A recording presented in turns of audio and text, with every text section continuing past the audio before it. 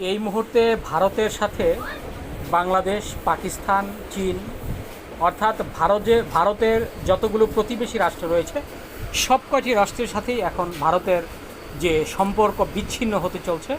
একদিকে যেমন ভারত গুজবের জন্য শ্রেষ্ঠ, অন্যদিকে ভারতের যে এই রাষ্ট্রপ্রধান অর্থাৎ নরেন্দ্র মোদী, তিনি যেভাবে সংখ্যালঘুদেরকে নির্যাতন করছে, হত্যা করছে, তাদের যে উপাসনালয় যেমন মসজিদ ভেঙে তারা মন্দির তৈরি করছে, এই বিষয়গুলো নিয়ে এই মুহূর্তে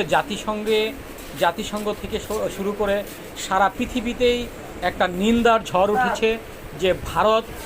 এমন একটি রাষ্ট্র যেই রাষ্ট্রটি আসলে একটা খুব ন্যাক্কারজনক এবং ঘৃণিত একটি রাষ্ট্র হিসেবে পৃথিবীর সবার কাছে এখন চিহ্নিত হয়ে রয়েছে, যার কারণে এই আপনার চীনও ভারতকে যে কোনো মুহূর্তে শাসিয়ে দেওয়ার জন্য প্রস্তুত রয়েছে।